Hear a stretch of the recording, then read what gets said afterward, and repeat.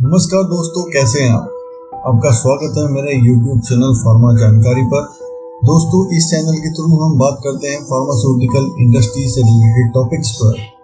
दोस्तों, pharmaceutical industry बहुत सारे स्टैंडर्ड्स पे काम करती है, जैसे GMP, US FDA, MHRA आदि, और इसमें यूज होने वाले सारे इक्विपमेंट और इंस्ट्रूमेंट।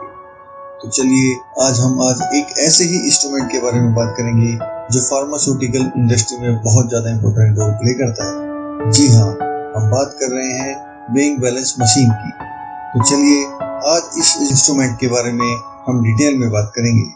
पर वीडियो स्टार्ट करने से पहले आप मेरे चैनल को लाइक और सब्सक्राइब जरूर करें और इस वीडियो को अपने दोस्तों के साथ ज्यादा से ज्यादा शेयर करें ताकि ये जानकारी अधिक से अधिक लोगों तक पहुंचे।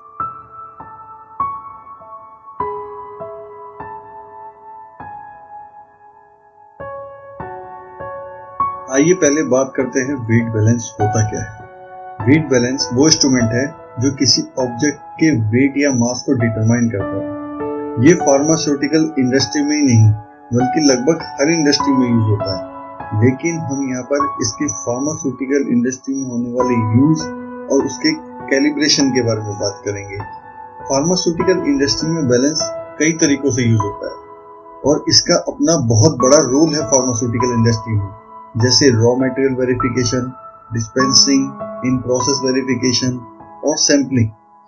कभी कभी बहुत कम क्वांटिटी में भी ऑब्जेक्ट का वेट करना होता है और बैलेंस में छोटी से छोटी एरर भी एक बहुत बड़ा वेरिएशन क्रिएट कर सकती है एनालिटिकल बैलेंस।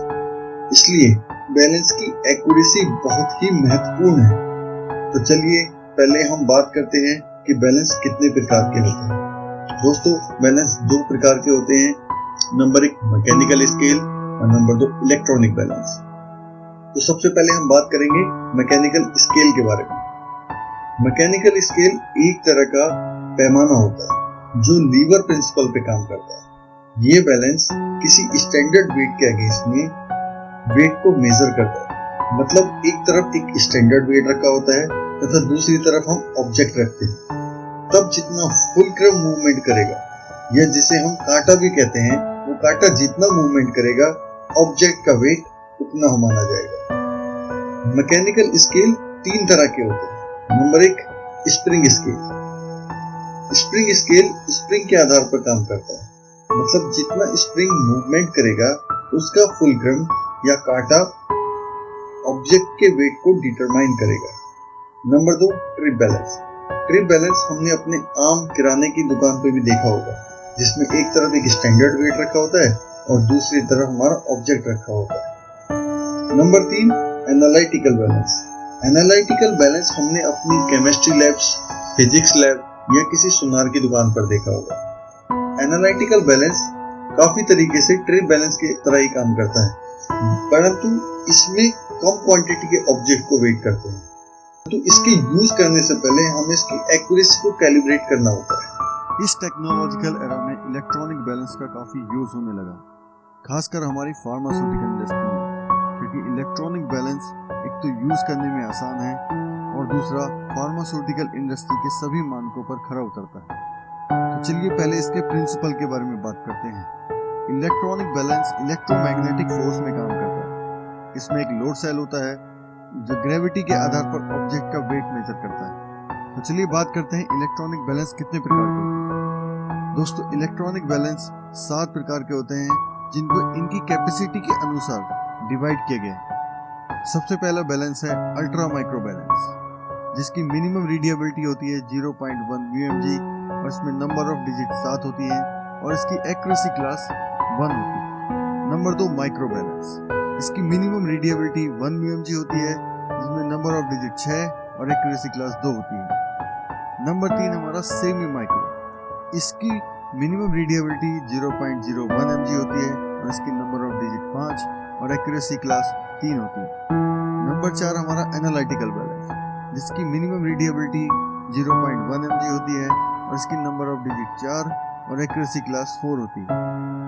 नंबर 5 हमारा प्रेसिजन बैलेंस, जिसकी मिनिमम रीडेबिलिटी 50 mg से 1 mg तक होती है और इसकी नंबर ऑफ डिजिट 2 या 3 होती है और इसकी एक्यूरेसी क्लास 5 होती है। नंबर 6 हमारा मीडियम बैलेंस, जिसकी मिनिमम रीडेबिलिटी 1 ग्राम से 2 ग्राम और नंबर ऑफ डिजिट 0 और एक्यूरेसी क्लास 6 होती है। नंबर 7 है हमारा ऑर्डिनरी बैलेंस, जिसकी मिनिमम रीडेबिलिटी 5 ग्राम से ऊपर होती है और इसकी नंबर ऑफ डिजिट 0 और एक्यूरेसी क्लास 7 होती है। ये थी दोस्तों इलेक्ट्रॉनिक बैलेंस के टाइप के बारे में। अब बात करते हैं लोड सेल क्या होता है। दोस्तों मार्केट में लोड सेल कई तरह के आते हैं, बट यहाँ पर हम बात करेंगे स्ट्रेंज गेज लोड सेल की, क्योंकि यही वो लोड सेल है जो सबसे अधिकांश यूज होता है वेइंग डिवाइस में।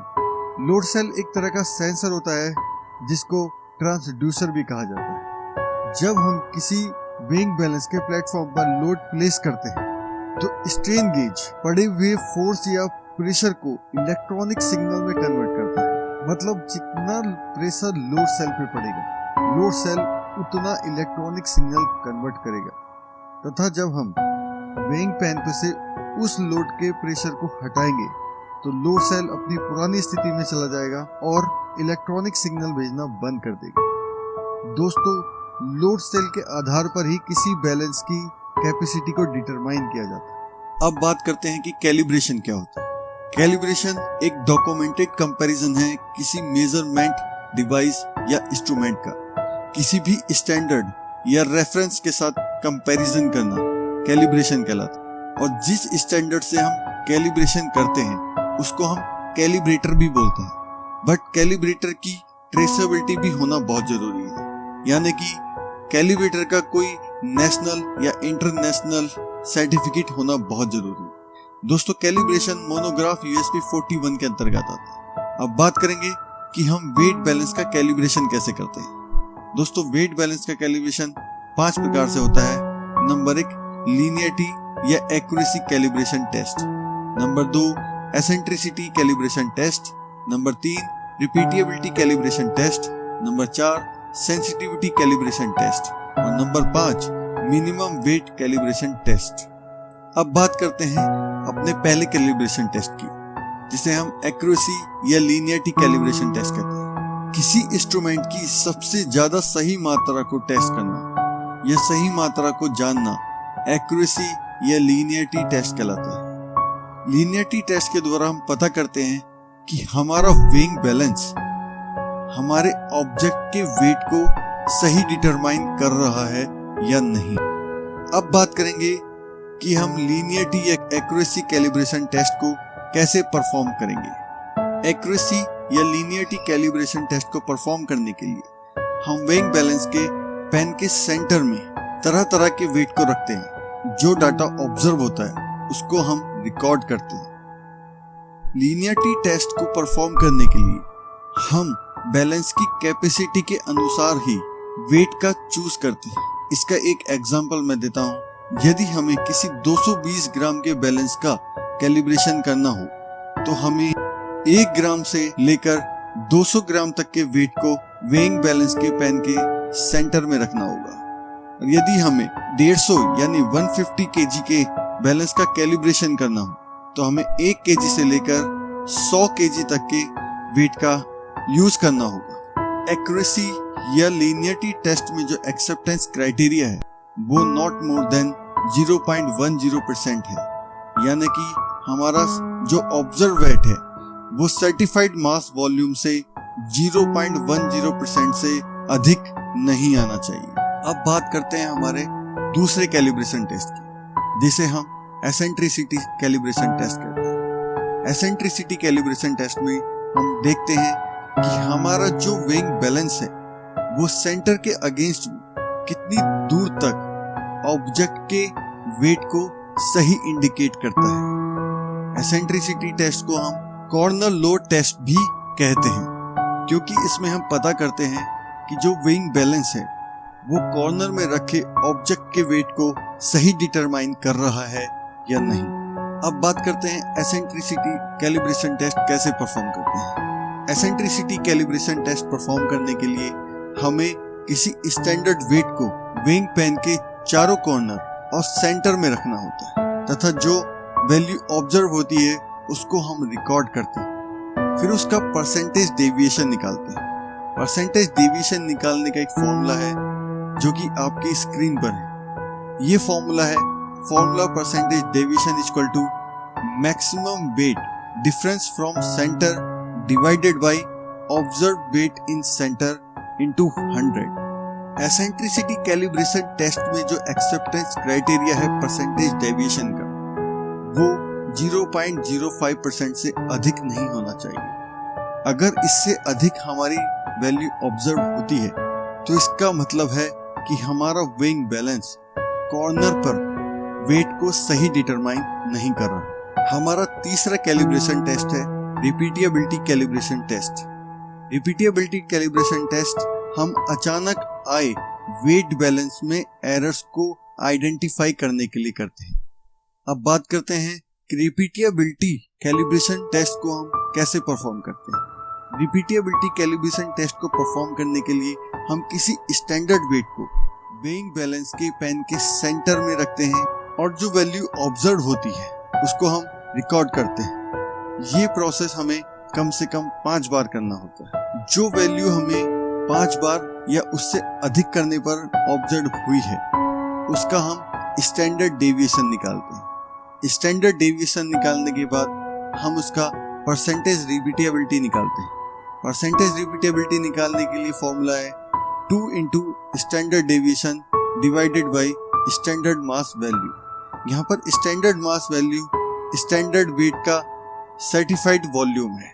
यदि हमारा स्टैंडर्ड डेविएशन 0.41d से लेस आता है तो हम स्टैंडर्ड डेविएशन की वैल्यू 0.41d से रिप्लेस करेंगे। रिपीटेबिलिटी का एक्सेप्टेंस क्राइटेरिया है 0.10%, यानी कि जो हमारा परसेंटेज रिपीटेबिलिटी है वो 0.10% से कम आनी चाहिए। अब बात करते हैं हमारे चौथे कैलिब्रेशन टेस्ट की, जिसे हम सेंसिटिविटी कैलिब्रेशन टेस्ट भी कहते हैं। किसी इंस्ट्रूमेंट की सबसे कम सही मात्रा को जानना सेंसिटिविटी कैलिब्रेशन टेस्ट कहलाता है। सेंसिटिविटी कैलिब्रेशन टेस्ट को परफॉर्म करने के लिए हम बैलेंस की मैक्सिमम कैपेसिटी के वेट को वेइंग पेन के सेंटर में रखते हैं और जो वैल्यू हमें ऑब्जर्व होती है उससे हम परसेंटेज सेंसिटिविटी निकालते हैं। परसेंटेज सेंसिटिविटी निकालने का फॉर्मूला है observe value of maximum weight divided by certified value of maximum weight into 100। जब हमारी परसेंटेज सेंसिटिविटी निकल जाएगी फिर हम निकालेंगे डेविएशन। डेविएशन निकालने का फॉर्मूला है percentage sensitivity minus 100। Percentage sensitivity का एक्सेप्टेंस क्राइटेरिया है नॉट मोर देन 0.05%। अब बात करते हैं हमारे सबसे लास्ट कैलिब्रेशन टेस्ट की, जो है minimum weight calibration test. Minimum weight calibration test में हम एनालिटिकल बैलेंस को वेरीफाई करते हैं। मिनिमम वेट कैलिब्रेशन टेस्ट को परफॉर्म करने के लिए जो हमारे रिपीटेबिलिटी कैलिब्रेशन टेस्ट की वैल्यू आई थी उसको हम 2000 से मल्टीप्लाई करते हैं, हमें हमारी मिनिमम वेट की वैल्यू मिल जाएगी। अब ये तो बात थी कैलिब्रेशन की कि कैलिब्रेशन का वेइंग बैलेंस में क्या रोल है और इसको हम कैसे परफॉर्म करते हैं। अब बात करते हैं हमारे बोनस क्वेश्चंस की।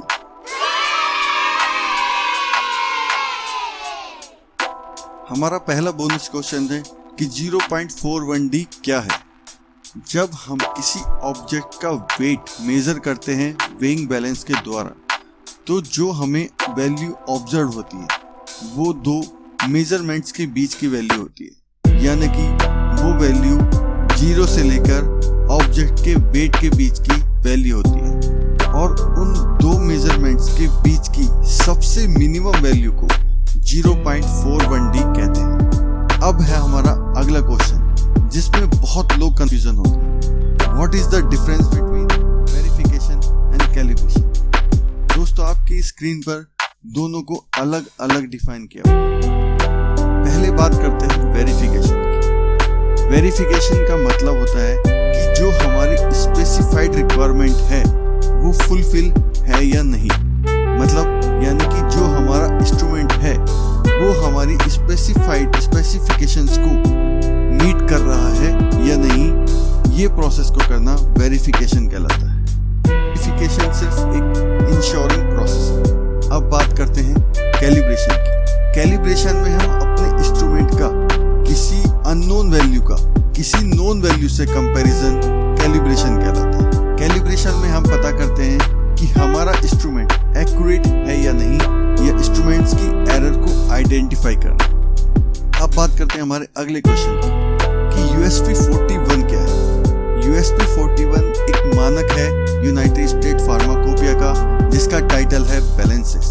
इस मोनोग्राफ में हम पता करते हैं कि हम किसी वेइंग बैलेंस को कैसे ऑपरेट करेंगे और कैलिब्रेट करेंगे। अब बात करते हैं हमारे अगले क्वेश्चन की कि किसी वेइंग बैलेंस की वेइंग रेंज क्या होनी चाहिए। दोस्तों, आजकल सभी मैन्युफैक्चरर्स डायरेक्ट अपने मैनुअल में डिस्क्राइब करते हैं कि किसी बैलेंस की ऑपरेटिंग रेंज क्या है, बट फार्मास्यूटिकल इंडस्ट्री में अपने रूल्स होते हैं, जिसमें लोअर लिमिट निकालने के लिए हम किसी बैलेंस के लीस्ट काउंट को 50 से मल्टीप्लाई करते हैं। जो वैल्यू ऑब्जर्व होती है वो उस बैलेंस की मिनिमम वेइंग रेंज होती है, और अपर लिमिट निकालने के लिए हम किसी बैलेंस की मैक्सिमम कैपेसिटी को 80% से मल्टीप्लाई करते हैं, या मैक्सिमम कैपेसिटी की 80% वैल्यू निकालते हैं। इसका एक एग्जांपल है, यदि हमें किसी बैलेंस की ऑपरेटिंग रेंज 0.01 mg से 110 ग्राम तक, तो उसकी मिनिमम वेइंग रेंज होगी 0.01 into 50 यानी कि 0.50 mg, और मैक्सिमम वैल्यू होगी 110 into 80 इक्वल टू 88 ग्राम या 88 ग्राम। हमारा अगला क्वेश्चन है कि लीस्ट काउंट क्या होता है। लीस्ट काउंट मेजरिंग इंस्ट्रूमेंट द्वारा मापे जाने वाले सबसे छोटे मान को कहा जाता है। मेजरिंग इंस्ट्रूमेंट की सबसे कम संख्या यानी कि लीस्ट काउंट मापी गई मात्रा में सबसे छोटी और सटीक मान है। लीस्ट काउंट एक मेजरिंग इंस्ट्रूमेंट की एक्यूरेसी को डिफाइन करता है। हमारा अगला क्वेश्चन है कि what is the difference between analytical and precision balance.